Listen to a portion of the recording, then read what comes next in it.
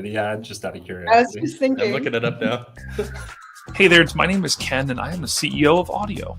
Audio is the first social audiobook app where you can find, join, and create audiobook clubs. What's really awesome about Audio is we're just $12 a book, which is 20% cheaper than Audible, and we're a completely self-funded startup and not a billion-dollar empire. If you're interested in creating and owning an audiobook club, we actually pay our book club owners $1 per book sold, which is an amazing way for book influencers and book lovers to create real revenue for themselves while building amazing community and opportunity for those around them. As a special reward, we're offering 2 audiobook credits for the price of 1. Just go to kenjbarton.com and sign up using my link in bio. Thanks again to everyone at TBR. We're so excited to be a part of it, and we can't wait to see more folks launching, joining, and reading audiobooks together on Audio. Wow, and we're here. All right, hello everyone. Welcome to How Book Illustrations Come to Life. We're here with some great folks today to discuss our process, our lives, hopefully other things as well, but we'll see what we get to. So my name is Alyssa. I will be your moderator today. I am an illustrator living and working in the SF Bay area. I do corporate illustration by day and book illustration by night. And I will let these fine folks introduce themselves. Let's start with Bryce. Hi, everybody. I'm Bryce O'Connor. I am not an illustrator, and I think I'm the only one who's not an illustrator on this panel, so this will be interesting. I am the CEO of Wraithmark Creative, and I did, until recently, do all of the art direction at Wraithmark Creative. We recently handed that off to a couple of other people, but I do have some experience in the space. Nice. Lauren? Hey everybody, my name is Raye Snow. I'm an artist, an illustrator, and a designer living and working in San Antonio, Texas. I do illustrations for books as well as my own fine art. And I have also had experience doing design for SFF organizations like SIFWA and the Nebulas, the Hugos, stuff like that. Awesome. And last but not least, Jeff. Cool, thank you. I'm Jeff Brown. I'm a mainly fantasy illustrator, do some science fiction. And I've been working doing book covers mainly since 2015.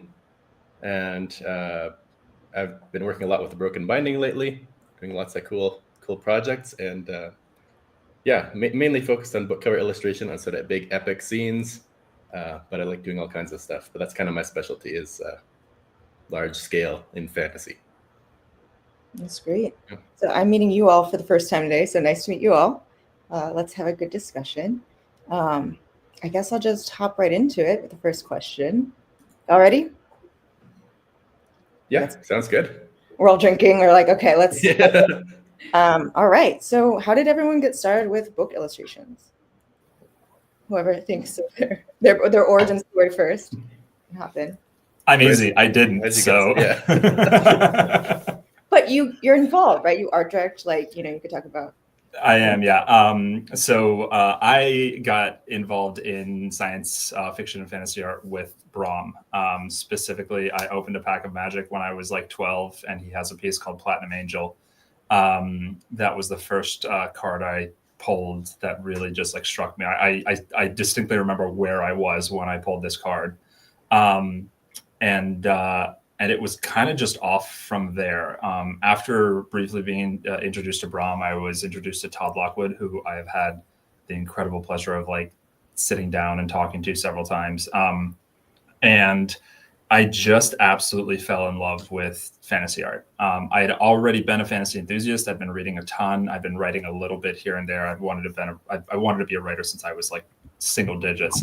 But art always really connected and clicked to the point that when I started publishing my own stuff, I put a ton of focus into the covers that at the time wasn't really something that had to be done for the publication process that I was doing.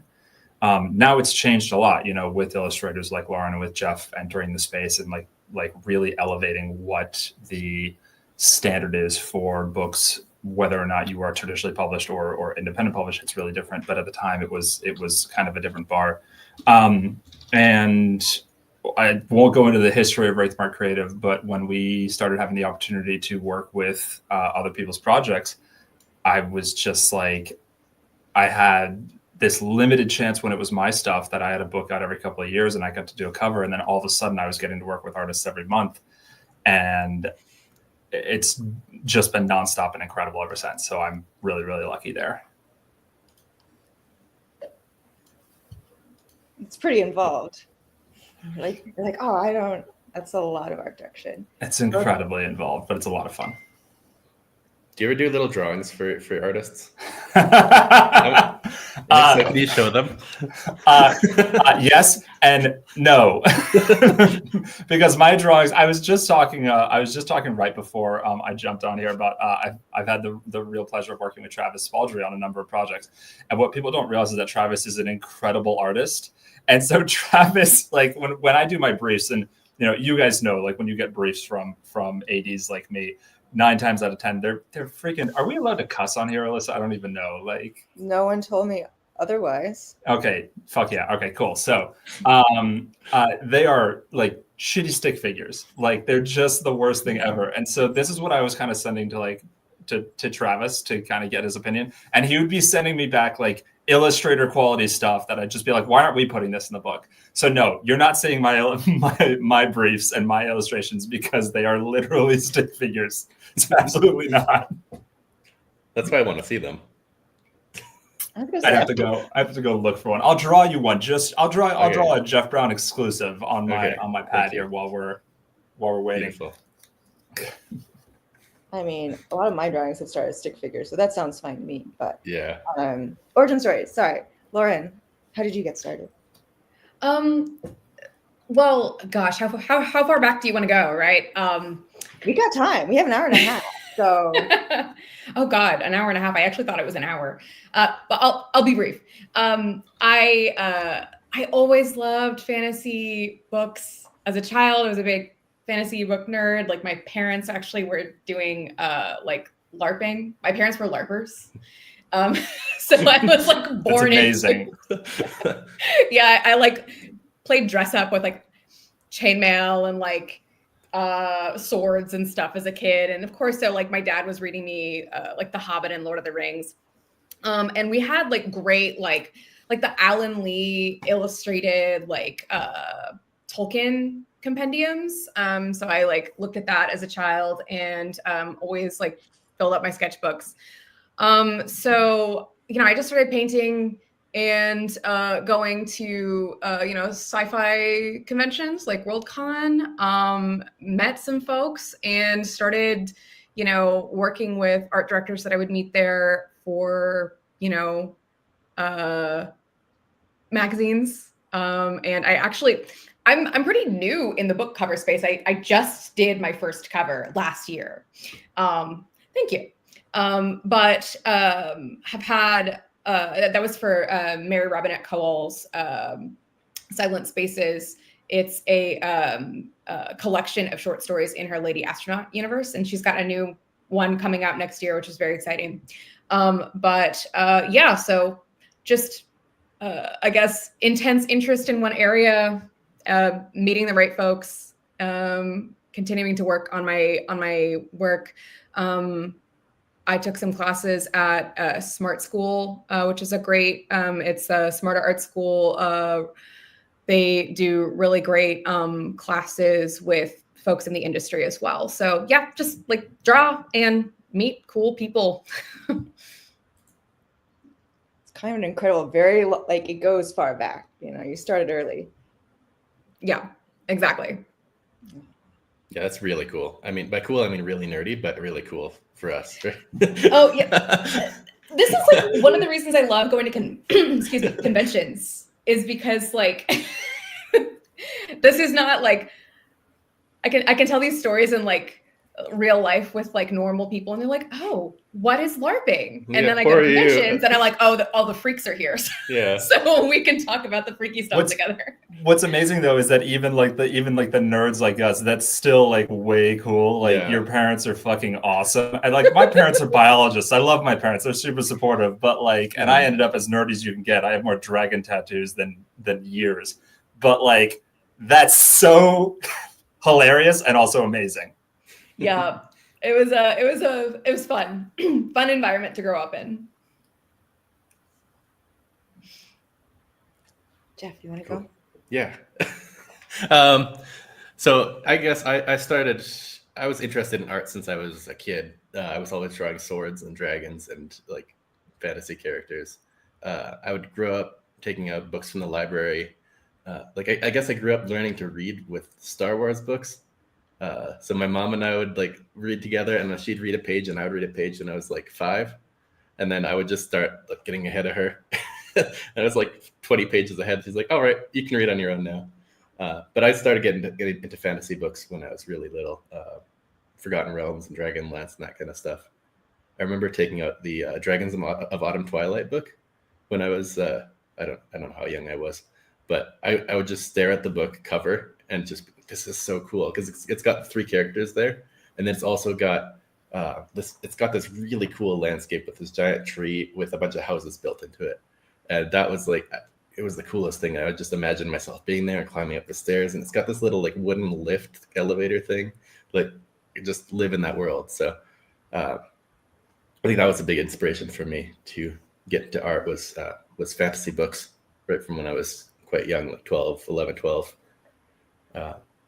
Then I kind of just stuck with it. I got doing digital art from when I got my first tablet when I was 14.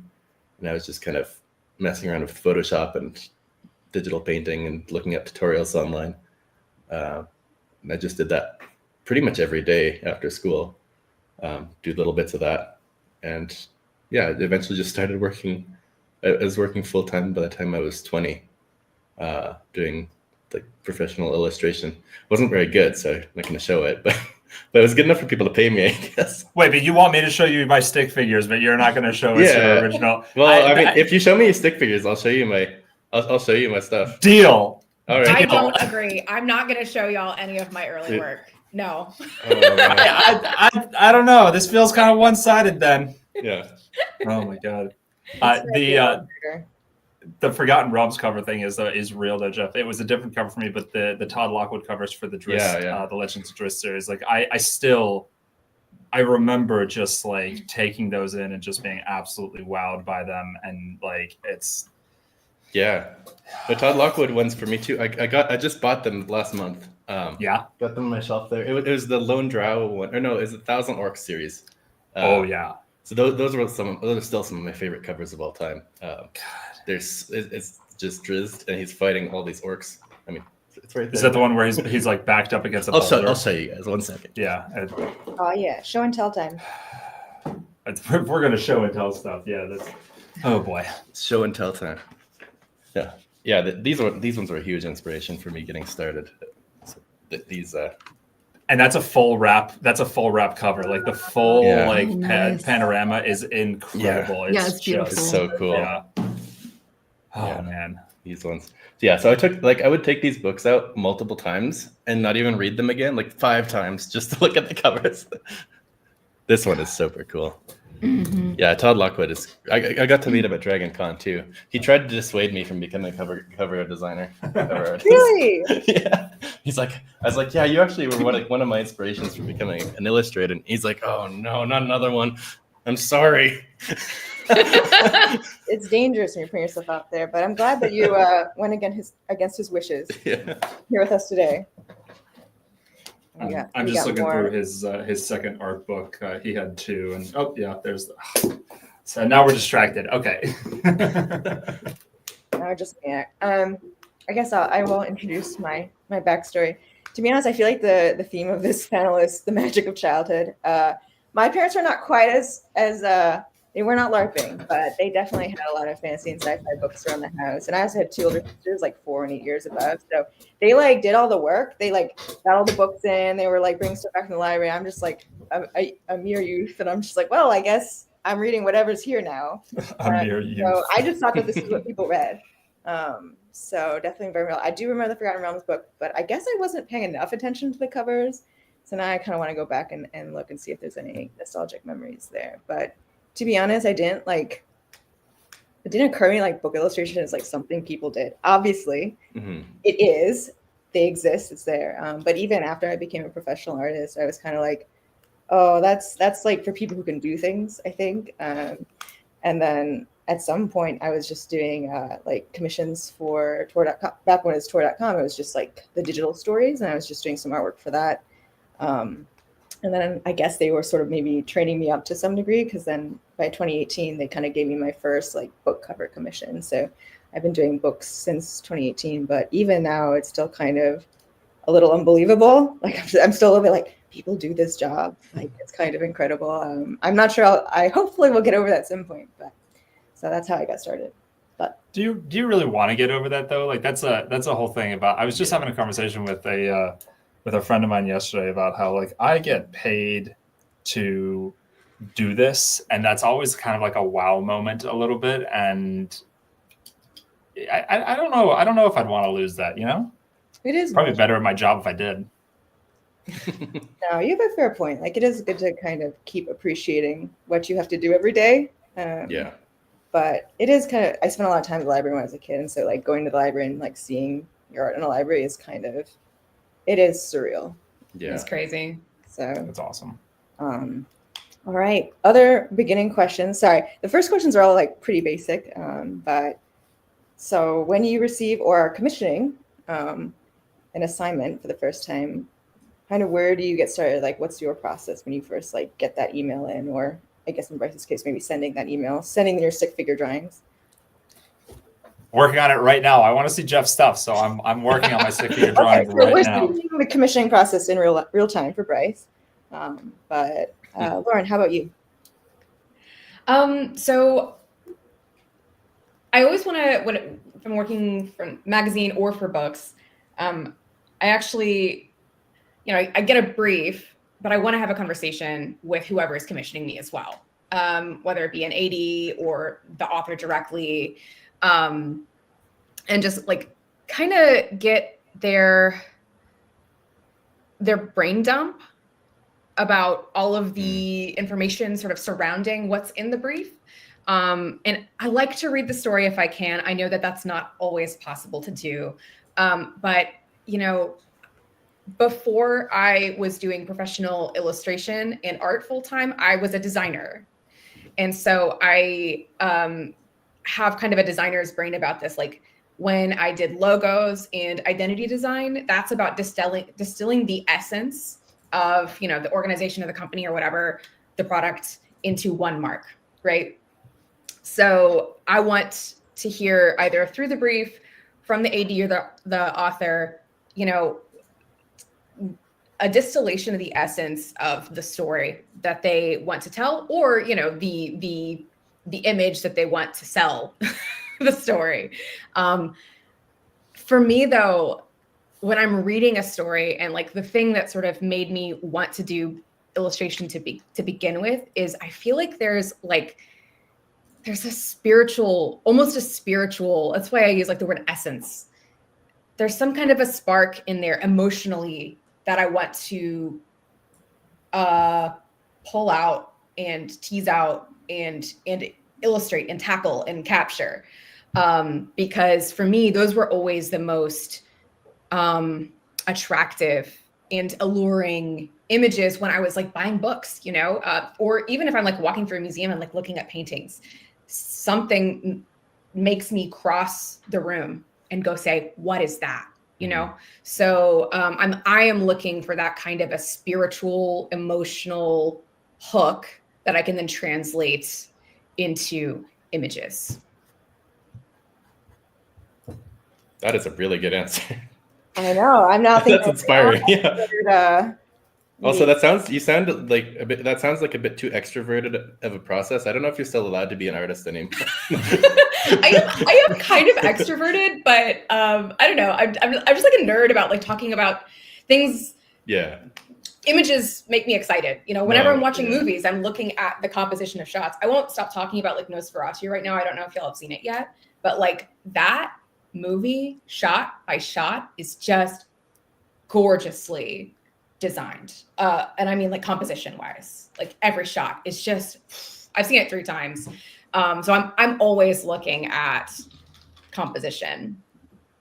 It's really interesting hearing that from that side of the aisle per se. for like AD versus the actual artist, because like what you are talking about trying to elicit is exactly what we have in mind when we are commissioning an artist, like even from the start of like what art fits this style. So we work with like Victoria Schwab with VE Schwab on a number of things, and like Todd Lockwood is not going to fit Victoria's style, but Ravina Kai, who we were lucky enough to be able to work with for these, has her baseline elicits exactly that. You're looking at her style, you're looking at her colors, you're looking at her lack of color, and you resonate with it, with the elements of the story and with the vibe of the story. And then when she goes through and she crafts a specific image that you really, especially for like special editions, that you're trying to elicit something that's a bit more than what the paperbacks, or different rather than what the paperbacks and hardbacks did. It's exactly what you're talking about. So it's really cool to hear that kind of like resonate on the same side. Like it has to, like it's part of the process, but hearing it said out loud and knowing that it's something that you guys think of, except for Jeff, apparently. I don't think that much.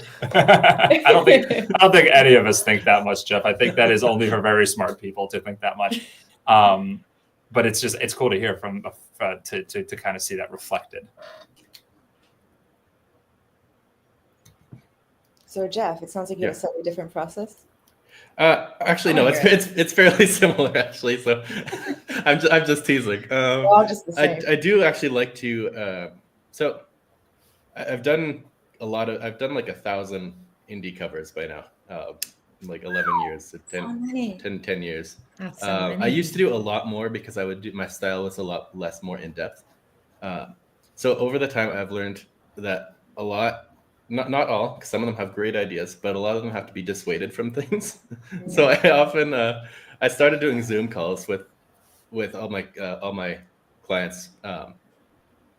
Like a lot of times with art directors, I won't do it because they'll send a brief and it'll be cool from the start a lot of times. But or if people don't want to do it, that's totally fine too. But a lot of times I'll do a Zoom call and I will kind of be like, I'll hear the whole, like the brain dump, like you say, but then I'll be like, okay, so here's what's going through my head when we're deciding what to have on the cover, and just from some sort of a marketing standpoint, with like what works and what doesn't for the genre. So I'll go through like what's the mindset you want to have as when we're deciding what to have on the cover, and you want to come at it from the perspective of somebody who is just scrolling through Amazon and they're looking for something that catches their eye in a genre that they love. So they want to understand the genre right away. They want to clearly be able to understand what's going on in the image. Not the whole depth and complexity of it, but just generally they get it. They see it, they get it, and they're like, yes, I understand what's going on here, and I want to buy this right away. So it's not like if it's an epic fantasy image, they shouldn't confuse it with post-apocalyptic or sci-fi or whatever else. So I'll go through like a whole little presentation kind of thing like that. And then a lot of times they'll be like, well, my idea is not going to work anymore. And I think that's good. So I do that kind of thing a lot. And then we'll brainstorm and be like, okay, what's the coolest possible thing we could do? If you want something like in my style, if we're doing like an epic landscape kind of thing, what's the coolest thing that we could do that from your book that would represent the world well overall, that kind of thing. Yeah, and a lot of it is like you say, but I found that really inspiring, Lauren, what you said about finding that essence and that spark of whatever the project is to get to that. And I think that's even something I want to do more of, rather than just what's physically there in the book. What is that spiritual kind of essence to the book? Why does it exist? That's a really cool answer, and I want to look into that even more. It's one of the reasons we love when people read the books, or at least ask for it. That's always, we're like, oh, you want to go that deep into it? Okay, we're in. Mm-hmm. I'm now realizing I can ask for a manuscript when I don't get them. I always assume people don't send it because they don't have it yet. It's not done yet, but Wow. Yeah. So for me, actually, now I'm thinking, I was like, I don't think I've ever done a Zoom call for one of my book covers. Nobody ever seemed interested. Maybe I just get off-putting vibes, but no, it's all through email for me. yeah, if I get the manuscript, I really do want to read it because I feel like the flavor of an author's text and kind of what they're trying to say, especially because I also get a lot of novellas, and so I think that maybe the structure of like the narrative is a little bit different, and what the author might be trying to say is a little bit different than like some of the longer epics type books. So I'm usually trying to think like, here's what happens, but then what are like the actual themes that the author wants to talk about here, and see if I can work that into the cover in some way. And then like Jeff's saying is like, what is the right genre fit for this kind of thing? I mean, typically I think people hire me for a pretty narrow window of stuff, but once in a while, if I do get like a self-published person reaching out, there's a little bit of that thinking, because I think that is sort of our responsibility of like people who know kind of like the different art styles a little bit more, but yeah. Well, yeah, and I think it's important to keep in mind that genre touch points, as you said, Jeff, because I think like not every illustrator is going to be set up to tell each story. Although I think I think many of us like the opportunity to sort of stretch our capacities. But as you said, Alyssa, like we're all kind of doing. I think I'm doing people. That's what I like to. I love to paint people, and that's not always what you want to put on every single genre cover. Like an epic sci-fi, probably wouldn't want to hire Raye Snow to paint your cover for your space opera, right? It's the genre touch points. I remember learning that. I learned that from an art director when I took a class a couple of years ago, and I was like, oh yeah, now that you say that, I'm not gonna. It changes the way I look at every single book when I'm like standing in the bookstore, and I'm like, oh well, there's your space opera, there's your epic fantasy, there's your high fantasy or whatever. Yeah, it's good to push the limits too sometimes. So sometimes you can still make it work, even if it's not your typical thing, but you can do something, and it's refreshing in that genre as well, because genres get set in their ways a lot of time, and they need to be, they can go a different direction, and nobody's tried it yet. So that's always cool to try as well. Totally. That's one of the things that I really like about some of your stuff, especially Jeff and Alyssa and Lauren. It's only because I'm not familiar with their stuff nearly as much as Jeff's stuff, but with TBB, with the work that Jeff has been doing, and with the Broken Binding, there are other things. One of the privileges we have with special editions is kind of like stepping out of that, right? Is kind of like trying things a little bit of a different way. And I know that's one of the reasons why they really like working with you, is because you can personify and you can reapproach something that sometimes has already been done in the traditional way or the well-trod way, and do it in a way that is still comfortable but also challenging the idea. And it's awesome. It's not a talent that I think I would ever be able to develop, which is always really, really cool. Yeah, I hope I don't do so much work with them that they're gonna get bored of my style now. Then I'll have to switch to Wraithmarked. You're consistent, and we've talked about this. You're consistent and you're dependable. That is worth so much in a world where when you have so many moving parts. If like we've had artists bail in the middle of a project, like it happens, and it's nothing against artists, it's humans. Like, so, and some of the deadlines, I don't know how it is with Wraithmark specifically, but with TBB, a lot of the times it's like extremely tight deadlines. Like they'll get a project will be canceled, and it's like, okay, now we're doing a whole new trilogy, and we need this all the art done within like a month and a half. Yeah, we try to avoid that. We usually do 12 months. Our stuff is a 12-month deadline, but like things do get crammed in sometimes. But a month and a half is not what we would do. That's nuts. No, it's been pretty rough a few times where it's been like it's not like it's their fault. It's like the publisher said at this time, and then they didn't, whatever didn't work. The approval didn't work, and then it's like, okay, now we have nothing for whenever. So it's sometimes that's what sometimes people don't realize, how tight deadlines can be. A lot of times it's not like that, but it can get that way as well. Sometimes when you're in that situation, are you able to ask for extensions, or are you just kind of like, I guess I'm just not sleeping very much the next month and a half? I mean, so I'll just have to know what I can take on sometimes. So they'll be like, can you do like 3 illustrations for this? And I'll be like, no, I could do 1. But I'm always doing like I have like right now it's really bad, but I have like 40 projects on the go right now. And so it's like mixing between a bunch of different things, and sometimes I can like everything will take like 2 months for each piece, but I'll be working with between different ones at the same time. Yeah.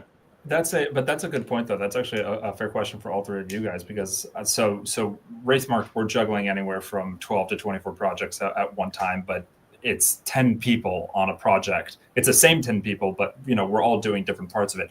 Do you guys like to work? Like, I write one book at a time. I can't write multiple books. I can't even read other books while I'm writing books.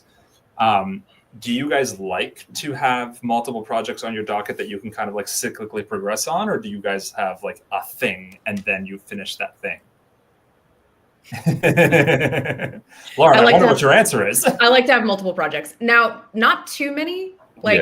I think like 5 in various stages is like probably like my comfortable limit. Mm-hmm. 2 or 3 that are like due imminently would be okay. But like, yeah, like I'd start to think about like the next ones, so sort of five at once in various stages. But it's been really helpful to have multiple projects to work on at one time, because if I'm like working on one for all day, hours, I stop seeing it accurately. And after a certain amount of hours on a project, sort of a visual freshness of to assess how successful the illustration is like developing, that fails. So it's very, very, very important for me to look at something different in order to sort of reset how I'm visually assessing the success, the progression of how each project is going. Yeah, I'm a little bit similar. I like having the variety, but I also have like a full-time day art job, so I am expending a lot of creative energy during that time. So there's only like a limited amount of work I actually can take on. So if I were to take on 5 projects at once, even if I try to stagger them, I'd actually have a pretty bad time. So I try to like either spread them out or move them, though it seems to be just the universe's way that like there's enough delays that suddenly you have like all the deadlines for multiple things at once sometimes. Yep. It's like, well, I tried, but yeah, I do like having like different types of projects. It's like I do feel like your brain sometimes solves things when you're not paying attention to it. Totally. Yeah. So you'll be over here thinking like, okay, like the curly Q's over here, and suddenly you're like, oh, it'd be good for that other thing. And so it's just kind of nice, I think, to have sort of the ambient back burner stuff for another project while you're working on something else actively. So I do prefer that. It's like productive procrastination almost too.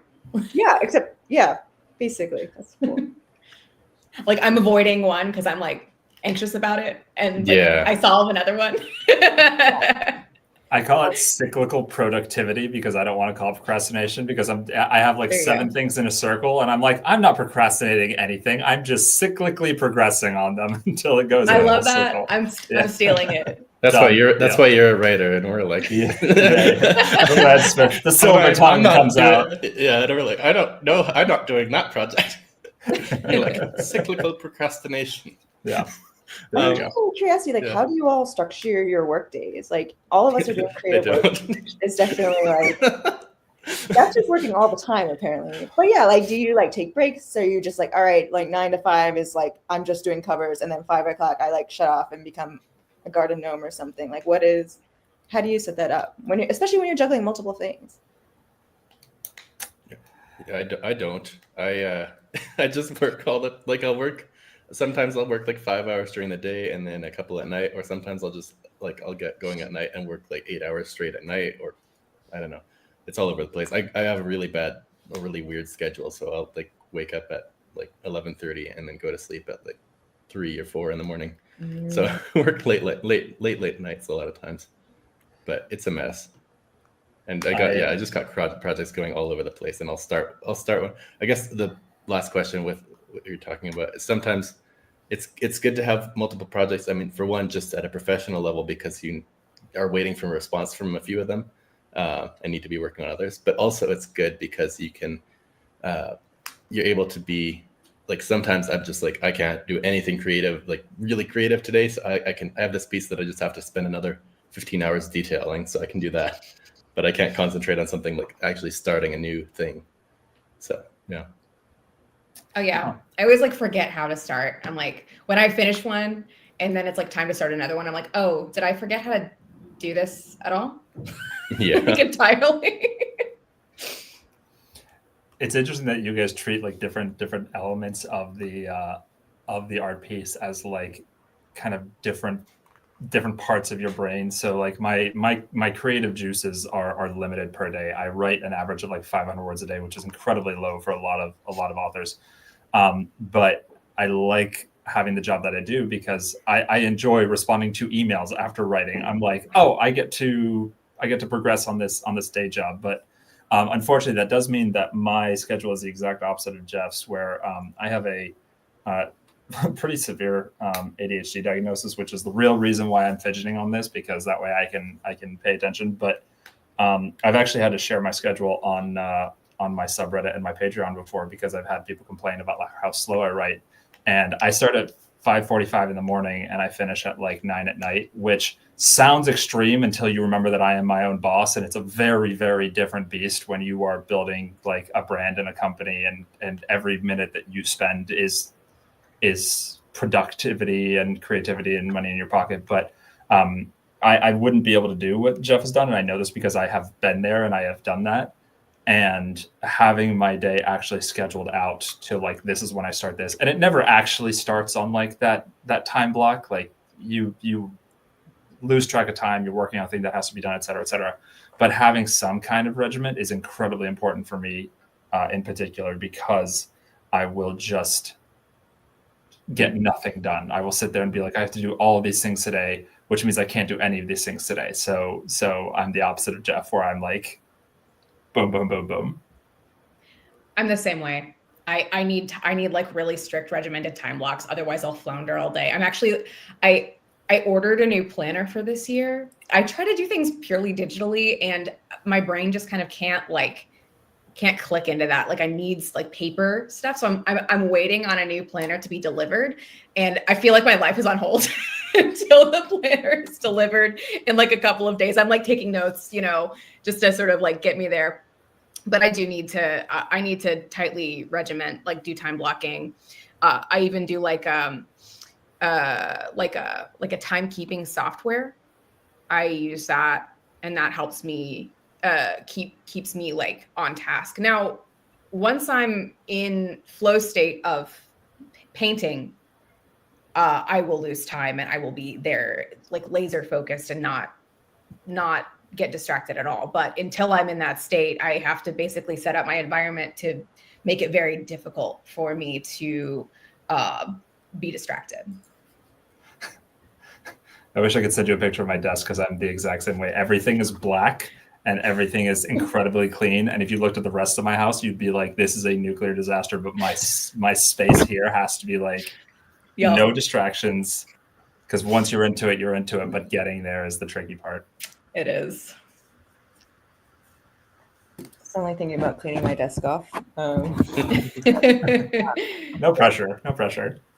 No, I'm more on the regimented side, actually, despite my desk mess in general. But I think part of that's just like, I just sort of like, I need to do it now, or else like it just isn't going to get done, because like I just have limited time blocks. So just kind of just necessity. But do you find that you having like the day job helps that? Because I quit my day job in 2017, but I found I didn't actually write anymore after I left my day job, because what I discovered was that my day job created this kind of anchor in time of like, I have this block that I have to work. And therefore I ended up getting a dog, and the dog ended up doing something similar, where it's like, I have this time block where I have to walk the dog, feed the dog, walk the dog. And it kind of created these anchors. So do you think that like, if you were illustrating like book covers full time, that you would be able to find that time block? Or do you think that maybe like your work day is actually a part of the reason why you have that regimen, that block? Honestly, I think I would just swap it so it takes the place of the 9 to 5, but I would still have that block, because I actually do like non-work time, like big blocks of non-work time is really important to me. Just because I think maybe because I'm sort of doing both things, like my brain gets super, super tired. instead of just like give it rest, where I'm just like lying on the floor with a blanket on me, not thinking in visuals, is pretty good. So I probably would still try to keep something regimented to make sure I have like rest time, because I feel like otherwise, if I don't do that, I will immediately just be like, well, I can work now, I can work later. And then like your downtime becomes very muddled, I think. So, but. To be fair, I think I should do that, and I'd feel better if I did. So, But Jeff, aren't you like, you're like 25? Like, how old are you? I'm 31. Jesus Christ. Okay, well, you look 25, so yeah, 31. It's fine. You've still got plenty of time to figure it out. I didn't figure out like my compensations until a few years ago.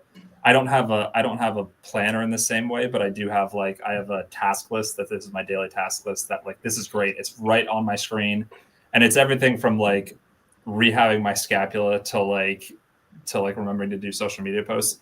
And once I had this down, my entire life just got so much better, because I don't have to try to struggle and remember these things. It's just a matter of like, okay, I have to check my to-do list, and everything else I can just push off and forget about, because it is written down somewhere, and it's a daily recurrence thing. It's awesome. Well, I'll need to get your software for that. It's great. You figured that out because you're like 57, though, right? Exactly. I mean, like it took the first 40 years of my life to get there, and it took the loss of my hair and the sacrifices. So maybe you should just keep doing what you're doing and just keep your hair, and you'll be great. Yeah. This is a deeply confusing conversation, because on VC everyone looks the same age. So I'm just like, who's what? What's happening right now? But okay, so Bryce is ancient. Jeff is a youth. Yes. All right, we got it. Yes, I am 57. Jeff is 25, and then both of you, I'm also going to go with like low to like mid 20s, and then I am the elder, therefore bow. We'll go with that. We'll find out the truth later. But on GVC, all right. Sorry. Question. We kind of actually got the answer to this a little bit earlier with Lauren and Jeff, because you all talked about GVC, but like it actually sounds like all of you do a lot of collaboration. But I want to hear, like, are you like collaborating with like art directors, editors, writers/artists, depending on which side you are on currently? Like, how does that go? Like, are there pros and cons to it? Do you really enjoy that process, or are you like, I'm so tired of people and never want to speak to them again? What's your vibe? Yeah, I actually like working with people for projects. I find when I'm just stuck doing my own, doing my own personal projects, I don't do them very well. Like I procrastinate way more. Whereas if it's an actual project, I'll be like, oh, I have to get this done, and I find it like a cool, difficult challenge to kind of solve the creative problem for that client and get the coolest thing for them, rather than just kind of like the coolest thing I could do for me seems very nebulous. Whereas when it's a specific project, that helps me concentrate. So I think I like that. I think a lot of artists don't, but I like the challenge of doing something specific for a specific client. But yeah, it's like lots of art directors and also mainly just indie authors that I'm working with.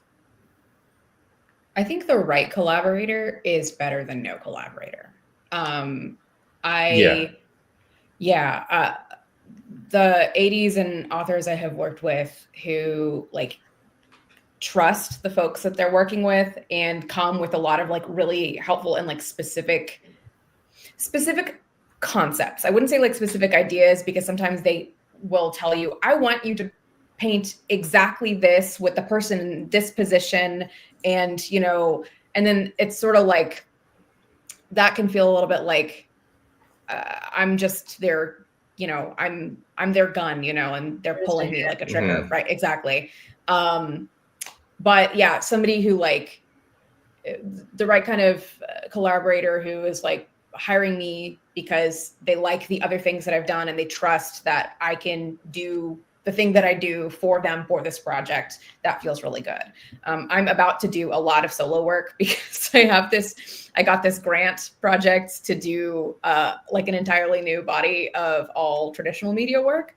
And I am the person behind all of that. So I'll be able to let you know in a year after the duration of the grant is over, which I like better. Because I'm about to dive into solo, the dark night of the soul, the depths of my own neurosis potentially. But I do enjoy collaboration, definitely. That's amazing, though. Good luck and congrats on getting the grant. Thank you. I'm actually excited about it, but it's always a little bit of like, oh God, what did I get myself into? It'll be fine. It's gonna be great.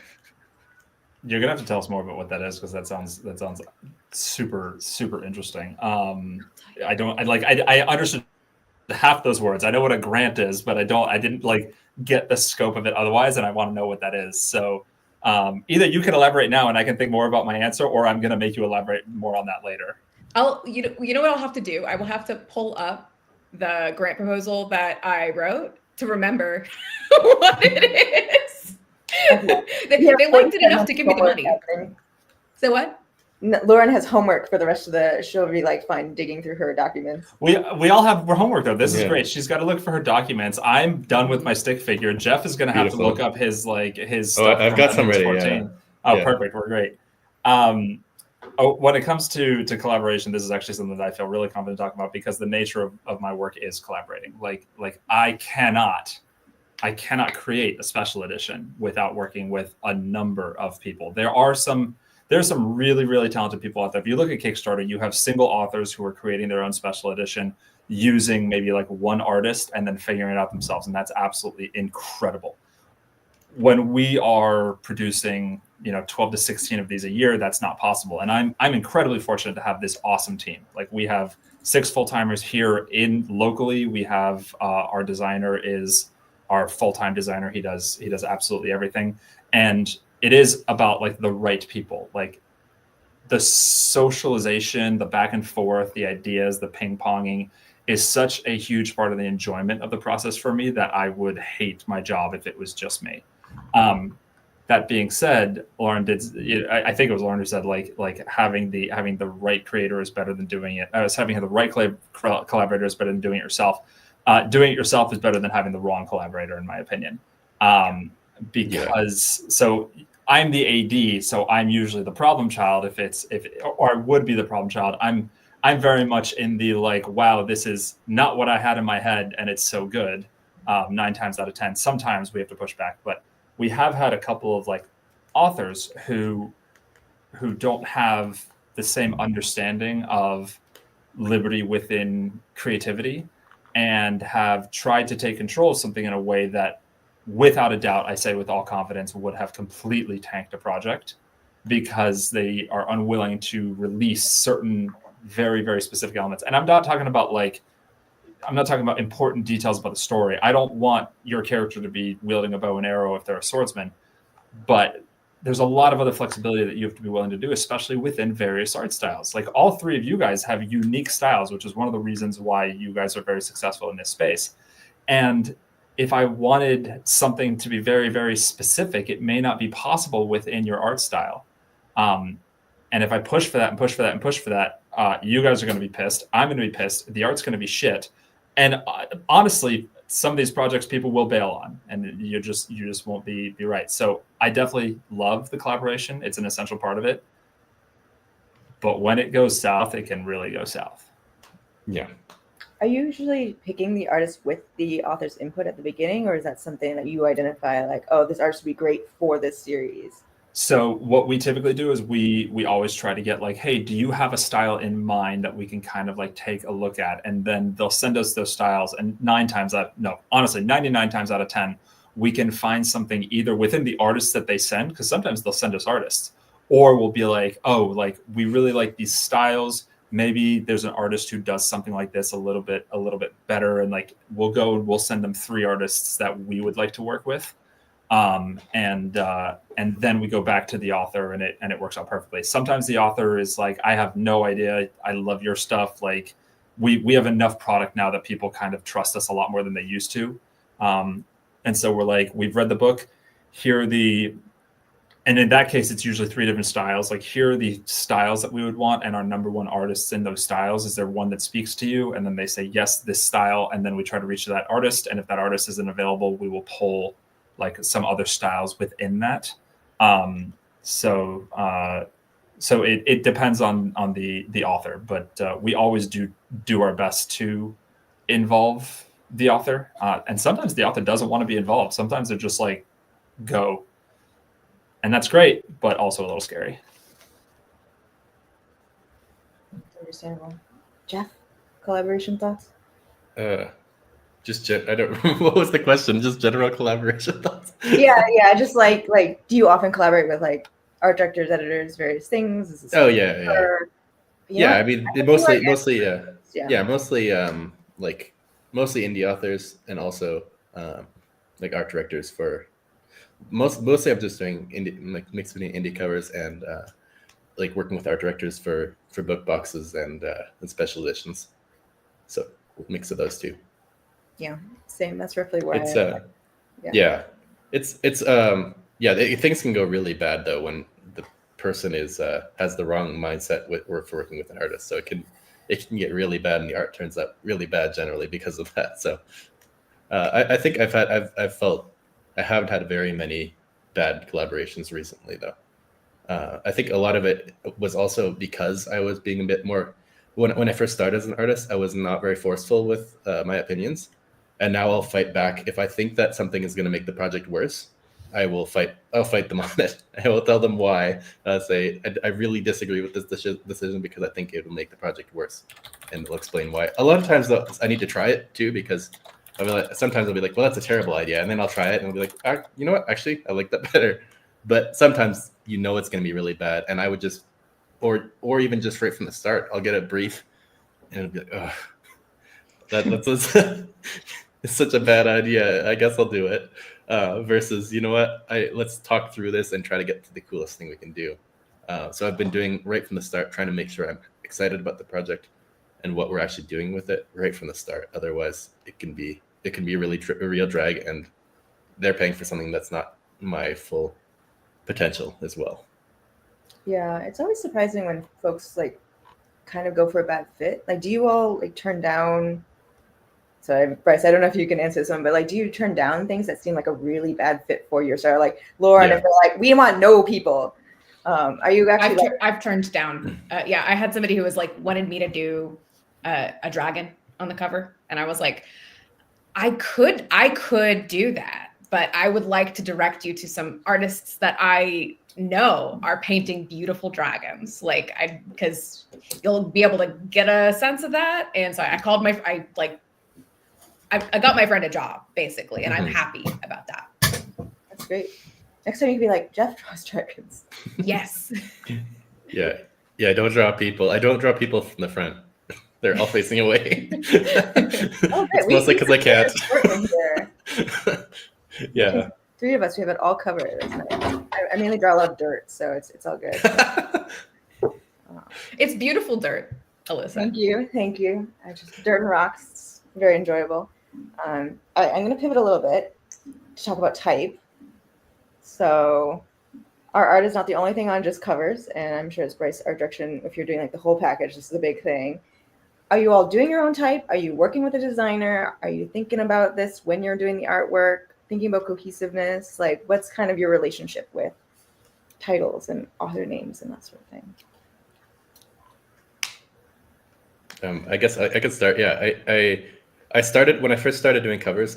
In 2015, I didn't do any type, and I realized that was a huge mistake because they would just put terrible typography on top of it, and I'd be like, "You ruined my beautiful piece of art." So I learned how to do it because of that, and then I just kind of over time figured that out and did tutorials and all kinds of stuff and got better at it. Because I was very disappointed with sometimes the typography they'd slap on top of it. So yeah, now I kind of I'm doing that right during my sketch at the start. I'm adding typography. It's probably not my final typography, but at least I'll know where it's going to be, and I'll design everything around it. Nice, you can do it all. I like to do that too.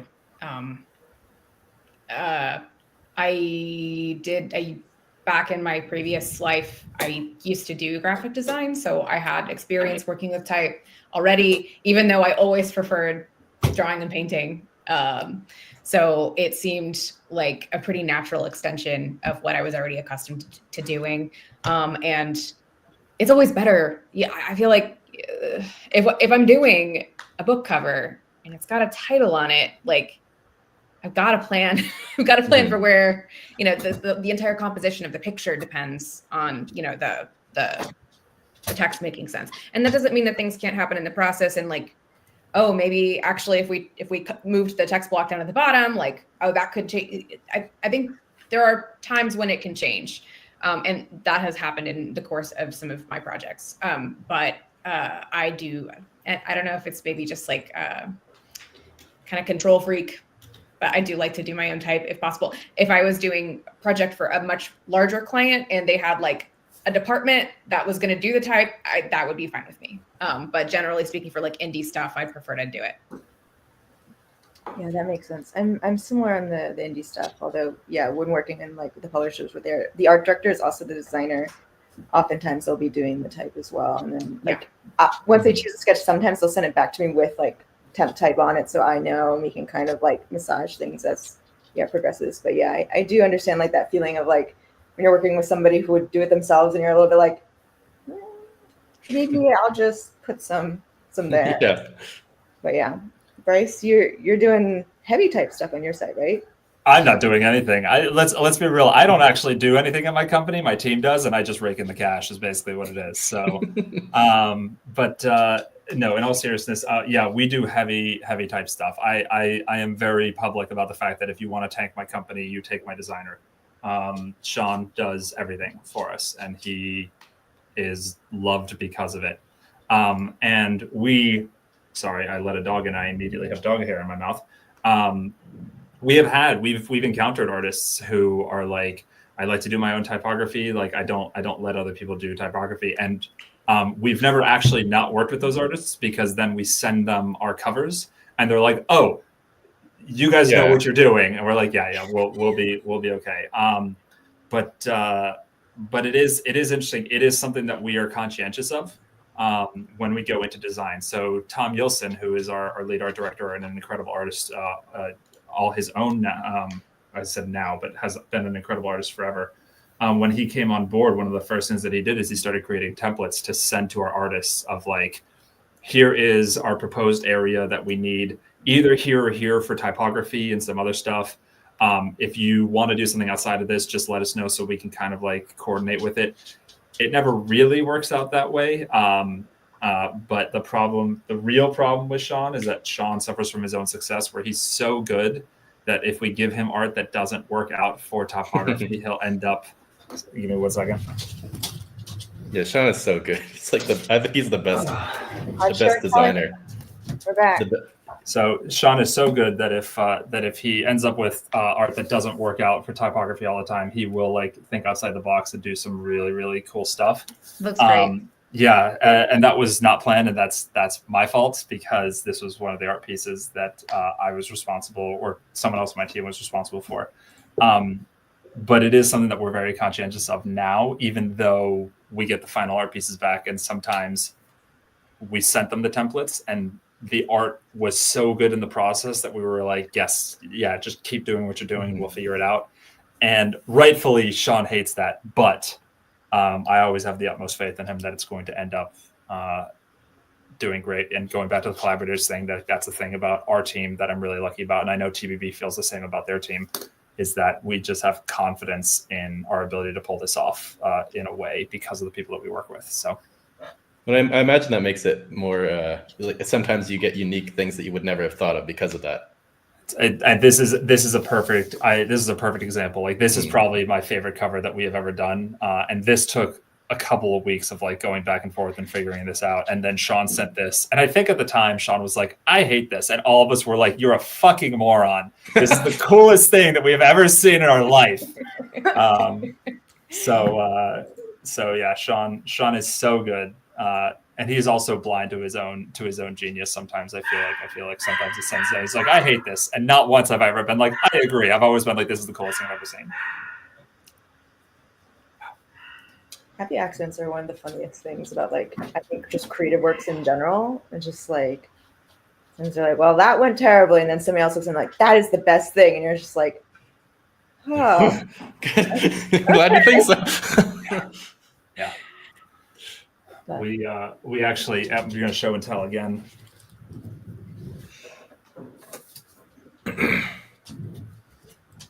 So we got to work with Felix Ortiz. This is our most famous project, this sort of Kaigen. And Felix had finished this art piece with it was a lot more blue here, and we were like, this is great, this is the best thing ever. And then he was like, I had just like a kind of like a thought, and he sent it with all these other colors, and we were like, that's it. Like that wasn't what we had in mind, but that is it. That's exactly what we need. So those happy accidents are honestly sometimes what just makes the projects that much better. Did he actually say I have a thing thought? Because that sounds like an artist thing to say. This is like 4 years ago, back when you were still in high school. So I don't know. I haven't gone to high school yet. That's still. Oh no, this is a panel on child labor suddenly. Yeah. Yeah. It's just like child prodigy situation. It's okay. Well, we touched on dragons earlier, and we touched on people having very specific thoughts on what characters might look like. So we're going to go back to that for a second and talk about designing stuff on your cover. We talked about composition, we talked about type, but like actual things that like are related to the story, like character, dragon, those kinds of things. Like how do you go about designing those to make sure like they fit things, that people are happy with them, or maybe they'll never be happy with them? I think we already talked about that, but yeah, what's your process there? For us, it depends on the author that we're working with. Everybody has a different approach to their own stuff. Some authors, I myself am a big fan of Death of the Author, even when it comes to covers. There's some things that are essential, but there's a lot of things that you can be flexible on. My most popular book and my most popular cover, the cover of it has elements that are totally wildly different from the book, but they still tell the story in a way that's accurate. And so we try to approach it like that. We try to approach it in a way that this respects the story, but it is going to pitch the book to the right audience. And if we can do that in a way that is weird and wild, as far out there as we can get, we usually do. But it depends on the author and it depends on the story. Sometimes we had the pleasure of working with Christopher Paolini on something, and of no fault of Christopher's, because this is really important. We were working on Saphira, the dragon from the Inheritance Cycle, and we had to get that right for obvious reasons. And so it depends on who you're working with and what they're looking for, I think. Makes sense. Jeff and Lauren, do you have specific experiences on that? Yeah, I don't know. I think it's just trying to get it as close as reasonably possible. But a lot of times my art isn't that specific because of just what I'm doing.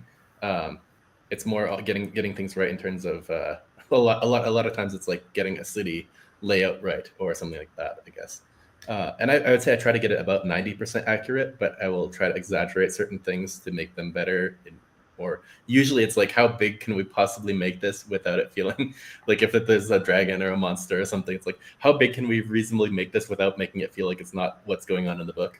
Because I want like a lot of times, let's say there's a fight scene and there's the regular character who's, let's say, 6 feet tall versus a monster who's like 8 feet tall. And you got your character, the way I generally do things, you got your character in the foreground, you're looking over his shoulder at this monster, and the monster is 8 feet. So he's like actually smaller in the distance. And so he doesn't look that menacing. So I'm like, can we make him like 30 feet tall at least? So sometimes I'll push things like that. But in general, I'd say I try to keep things about 90% accurate to whatever the author has written, because you want that. If there's something I can get accurate, I want to. Like even in, oh, go ahead. Yeah. I was just gonna say, with like, there was the book 3 of the Dragonbone chair I was doing. I got the I don't always do that, but I was like, can we get the sun angle accurate to the sunrise that's happening in the scene? So I don't usually do that, but sometimes it's fun to get details like that in. That's some deep thinking. I was just gonna ask for your cities. Like, do you find yourself doing a lot of like architecture research over the years, just to like, if it's like, I don't know, something sort of like Athenian or something like that, you're like doing this like historic research to kind of try to get to where the author was thinking? Or Yeah, for sure. I mean, it's not super in depth, but it's just getting a bunch of references of similar architecture and taking little bits from each of them. I'm not super in depth with it, but yeah, that's part of it for sure. Mm-hmm. I think I guess this is directly answering the question. I was just trying to, like, my brain was like, is this on topic? I do always start with visual research for anything that I'm going to do. And that might be because I actually went to college for costume design for theater. So I was like, even though I wasn't painting, like doing paintings in college, I was reading a text and translating what was in the text into designs that were then created in the real world. So I think it's the same skill actually for illustration. It's like some of the same skills. And I do always want to, so I think the most important thing is if it's an alluring image, so that's more important than accuracy. Unfortunately, I'm also very interested in accuracy. And I can sometimes get lost doing research. Like, for example, this wasn't for a client, it's a personal project, but I'm like continually like dipping my toes into illustrating Carmilla, the 19th century Gothic vampire novella. It was published 25 years before Bram Stoker's Dracula. It was a really big influence on Bram Stoker's Dracula, and it's a female lesbian vampire. It's like one of my biggest inspirations for like literature. So I've done 2 paintings based on Carmilla, and I'm like continuing to do that. And like one of the lines in Carmilla is the vampire says to her victim / lover, like, girls are butterflies while they live in the girls are caterpillars while they live in the world, to be butterflies when summer comes. And this is like the only vampire story that I know of that used butterflies as a symbol for like that vampiric transformation. And that was like really exciting to me. So I researched, like, Carmilla is set in Central Europe. And so I was like, okay, well, what butterflies are flying around Central Europe? And I found this butterfly called the Apollo butterfly. And this is crazy. It's white. It's all white. Its wings are white.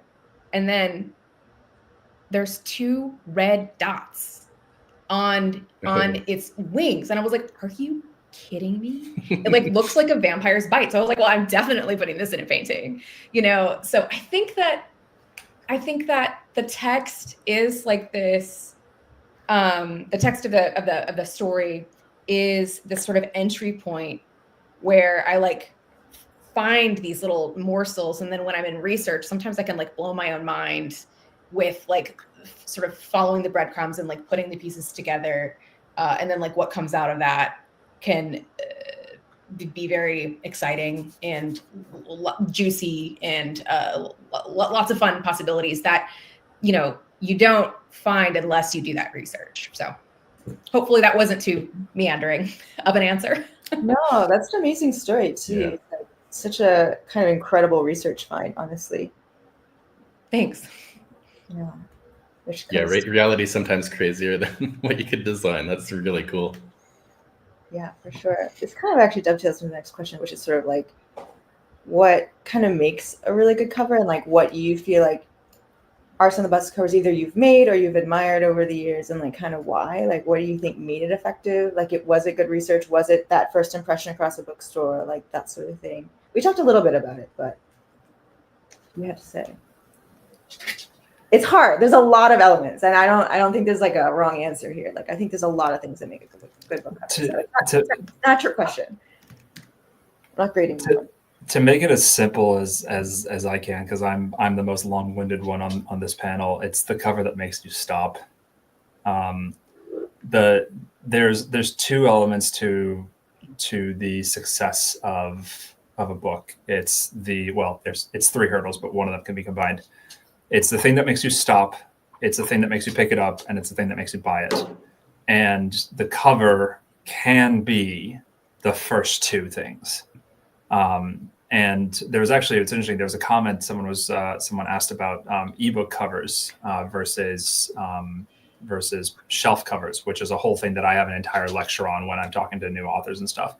But it's the cover that makes you stop, and it's the cover that makes you want to pick it up. And like I can go into so many specifics about like color and typography, but if you can create a cover that is just, you can tell that the author had enough, or the publisher had enough drive and passion to make that cover something really incredible, whether or not that's something that's outside of your comfort zone, or whether or not that's something that's well within, it's just like this is the cover that speaks for me.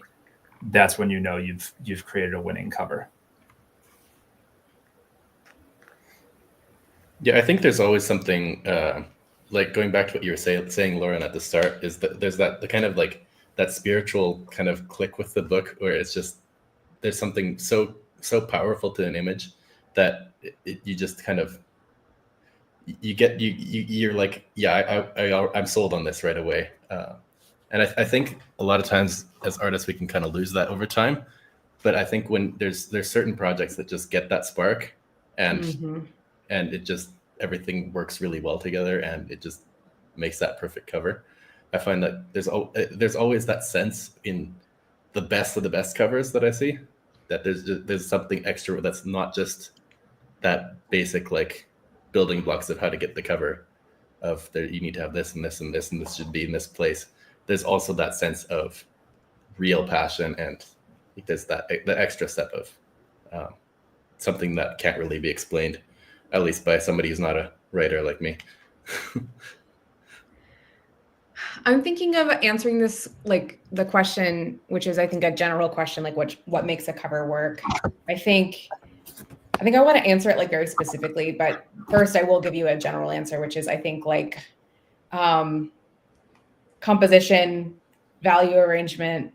If it works small scale, I think we saw that like for ebooks especially, like if it works small, like, so I tried to start my designs at like thumbnail level and like try to do a bunch of thumbnails just as simple shapes as possible, you know, to design that. But I think my specific answer is like, and this maybe goes back to the very beginning of the conversation. It's like what interested me in doing book cover illustration.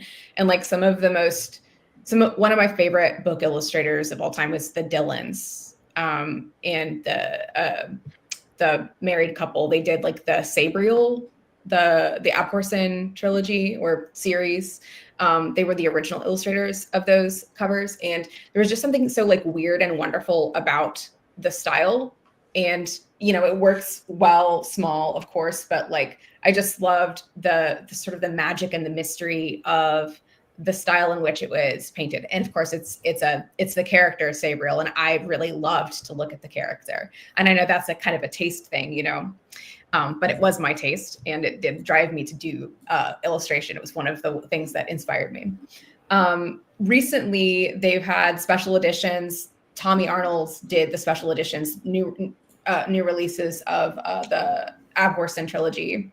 And they're like so beautiful and so different than those first ones.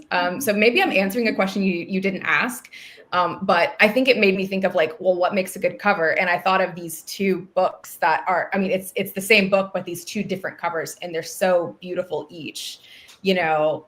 So I think maybe my answer is like, it could be, there's different solutions that can both be successful. You know, it doesn't have to always be the same. And I guess there's as many ways to solve the problem of, you know, telling or of selling the story for a new reader as there are artists. Yeah, it makes me kind of sad to see how many, like how much cover design a lot of times is gone away from that into just like, there's a solution that somebody's found and everybody just copies that same solution to sell the book. Yeah. And it makes me sad that people don't, I feel like there's a lot of really good ways to sell the same book and that would work maybe even better, but they go for the safe one a lot of times.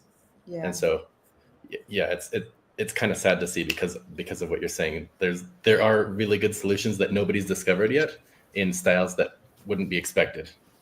Mm-hmm. It's one of the areas that we get the most pushback on from authors is authors sometimes will like show us their original cover and be like, do this, but better. And we're like, no, Yeah. You got to make something unique.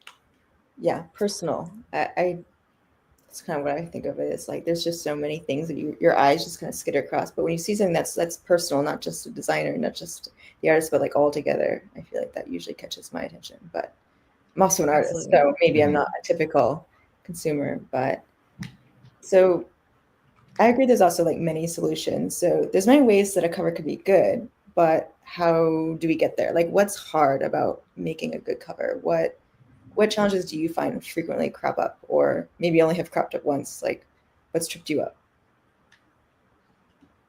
Well, I want to ask you about that, Alyssa, because I think you're one of the people who you have like all your covers are very different from each other in an interesting ways. You do very unique compositions all the time.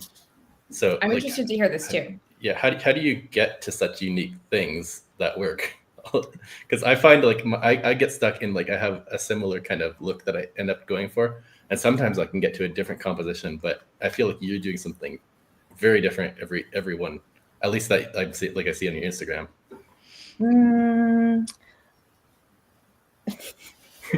really glad you like that, because like in my own mind, I just think I don't really look like a fantasy or sci-fi illustrator. So I feel very like weird introducing me. I'll just say I'm an illustrator, because I feel like when people look at my art, they may not think of SF and fantasy, which is, I mean, I'm so pleased I've gotten to be in that genre, because like that's what I like. But yeah, I've thought about that sometimes, and when I look at other folks, I'm like, maybe my work should look like that. Well, but it leans more literary, I think, as well. But it's Yeah. like in between sci-fi and literary, or it's not sci-fi fantasy and literary. Like it could go either way. yeah, I don't. I think part of it is I like to play a lot, like in terms of style. Like, maybe it's just a fact I don't have like strong opinions, other than I also don't like doing people from like head on. I do tend to avoid that in general, but I like to think about different solutions for the story. Like, I'm given a lot of different books, and I think that's part of it too, is like there's just really different angles for all the stories that I get, and it's not always like a typical like narrative. Like, there's a lot of unusual things, and so I think that oftentimes those non-traditional stories help me make non-traditional artwork, which is actually one of the things I like collaborating about the process. Because if I'm just making art on my own in my own like little home, like I don't think I always will get there, but sometimes like our powers combine of like this author that's coming at kind of a theme or a concept from their way helps play into what makes my covers maybe different from book to book. At least that's kind of the way I see it. And then because I also like playing with styles, and I try to like adapt to some degree to sort of convey that concept or story the best, maybe that kind of creates some variety there. But I also think part of it is like simply I like rendering a lot less than other people, perhaps, in the typical genre. And so there's like a flatness to my work also that provides a little bit of flexibility in terms of like I could make a scene, but also could do something a little bit more on the graphic side or mix those. And I think that's just a little bit more flexible, perhaps, in approach. Yeah. But How much time do you end up spending on like doing concepts and like what you're saying, playing around with different ideas versus actually like doing the rendering or whatever? I spend a lot more time on the thinking and thumbnail step, like for me. What I'll do is, especially if I have multiple projects, I'll do all my research, like all like the reading, the thinking about like the stuff, just like give myself all the information, and then I'll just walk around for however much time I have, like going about my workday, doing my other stuff, like I don't know, cleaning my house, doing all that stuff, and I'm doing all the thinking then, and like kind of thumbnailing while I'm doing that. And then when I think I have like six ideas or something, I'll sit down and actually do the thumbnailing and see if they actually work on paper, and then I sort of, you know, throwing that out, find what works, and then once the art director chooses. To be honest, like once the sketch is done, like the actual process of doing that, the main playing part just comes into like the mark making and stuff, but it tends to be very close to the original sketch for me. So a lot of the like messing around stuff is in the early stage, and that's why it takes me a little bit longer. I find it really interesting that you have trouble identifying yourself as a sci-fi fantasy author. I'm tempted to show you the screenshot where I linked your website into our art channel on the Wraithmark site, and I was like, I'm on a panel with this person, and their shit's really cool. They seem really cool, so we're adding them to our art list. Like you guys, so like all of you guys have like Jeff's command of color. Lauren, honestly, I was looking at Lauren's stuff and I was reminded of Ravina Kai's stuff, even though not all of your stuff is black and white. And then Alyssa, you have a really, really unique style. Like all of you guys are linked in this space because you guys all have exactly what it is that we are often looking for, which is that unique element, you know, that kind of the oomph that is, this is clearly something that is sci-fi fantasy and that's going to click with a lot of people, but it's different enough and it has its own style that's going to make people think it's perfect for kind of special edition stuff, because maybe it won't be always on a traditional cover, but it will fit perfectly on something that is 10 times as expensive. That's very kind. Thank you. And now we're all too stunned to say it. I mean, Jeff has known this. I've told Jeff several times that at some point we're gonna pull him in for something, but he's still haven't done it though, so I don't know if I can. You're deep in with TBB, and we haven't had like the right project. You're gonna end up doing excuses. Yeah, excuses. Okay. You just told me you have 40 projects. Why am I gonna reach out to you now if I know that you have 40? I can do 41. I can have 41 projects. Okay, yeah. All right. My mind kind of boggled at that number. I was just trying not to think about that one. Y'all can keep trying to answer the what makes things hard question, but I did also want to leave a little bit of time to ask you like what you're really excited about. Like, what would be a dream project for you? What are the things that like really get you like, oh, I'm gonna do my best work here? Like, working with Wraithmark definitely would be the kind of peak. Yeah. From there, it's just downhill. So I don't know if I want to do that anytime soon, because that after that, that's kind of like your peak project. And then what else do you do with your life? You better hope Matt doesn't watch this video. Just kidding. I mean, I would love to do. I mean, I've been so thankful with. I got so many really, really big projects with TBB this year. So I'm just like living the dream right now in terms of that. Like I got to do. I'm working on Aragon right now. Just did the Dragon Boat Chair 3-body problem, like really, really big one. So I'm super thankful with that. I guess more of that would be cool. Like I really want to do Red Rising. Love to do like anything. Sanderson would be fun. So yeah, any of my favorite authors are always like such a cool thing to work with. I'm incredibly lucky that I'm not actually allowed to talk about this, because in the last 2 months we have started negotiations on most of my dream projects, and I'm not allowed to talk about it. The only dream project that I would love to work on one day is written by a very problematic author that I won't touch with a 10-foot pole, and that's the only one that we're not touching. But the other ones, I'm getting to negotiate them on them right now, and I'm incredibly grateful and just incredibly fortunate. And I don't get to do any of the AD for it because I don't have the time, and it's kind of heartbreaking, but I'm thinking of taking time off just to do it. So I'm very, very lucky. congrats. That's awesome. This is a hard question to answer. One of my dream projects is, I mentioned already, like I'd love to do a special edition of Carmilla. So if anyone's doing that, like call me. I'm already making the work, so I mean, I can make more work for you, you know. But in general, like my work, the kind of work I love to do is concerned with the Gothic imagination. I love, highly inspired by like pre-Raphaelite art, which lends itself very well to like fantasy novels. Obviously, I grew up in fantasy, so that's all in my wheelhouse. If you are writing or have a manuscript that deals with, religious trauma, women suffering, difficult emotional experiences, anything that's a little bit literary, like I think those are the types of projects that I'm well suited for. That I'm kind of already operating in those conceptual realms. So I think that's my answer. And can you tell us a little bit about your grant too while you're at it, since that sounds yes. Yes, I can tell you. So I got this from the city of San Antonio. It's for a project called Ex Voto. And ex voto is a Latin phrase that means from a vow. and they are a type of Catholic devotional artwork that folks would paint basically like as a prayer. Like they were like, they'd be praying for deliverance from some sort of calamity, sickness, or, you know, an accident. And they said that they would like vow to paint something in thanks for being delivered from their calamitous circumstances.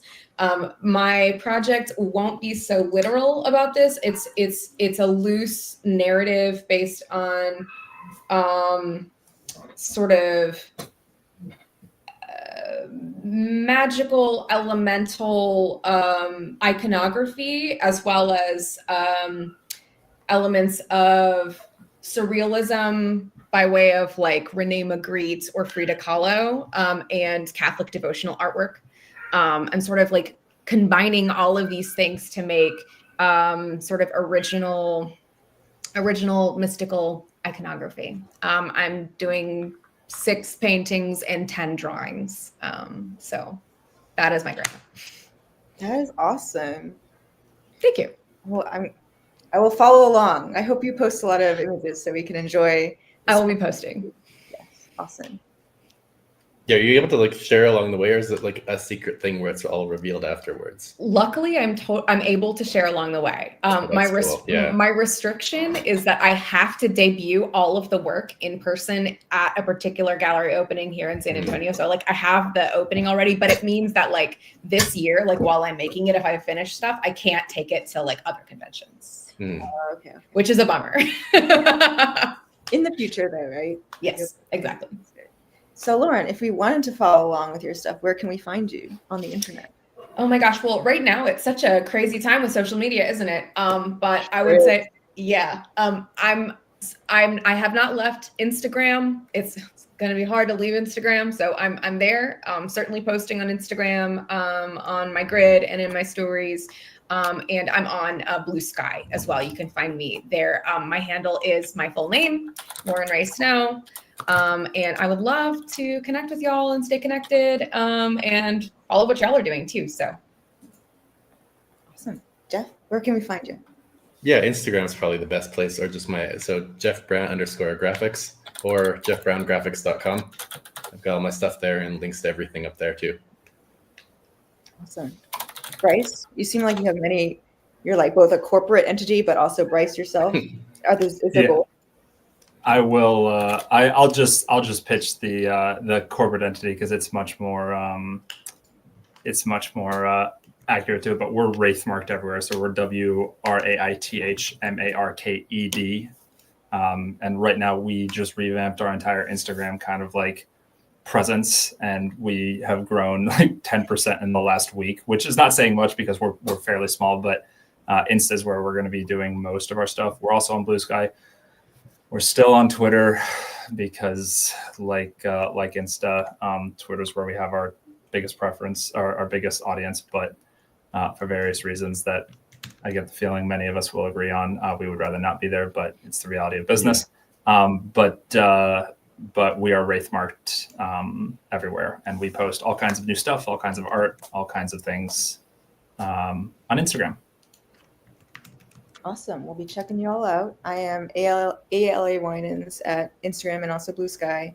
And then my website's just my full name. So, but yeah, we'll see how the social media landscape changes, but looking forward to seeing all of your stuff. And thank you all for such a great discussion. I feel like I've learned a lot and really enjoyed hearing everyone's takes and experiences. And it's really been lovely.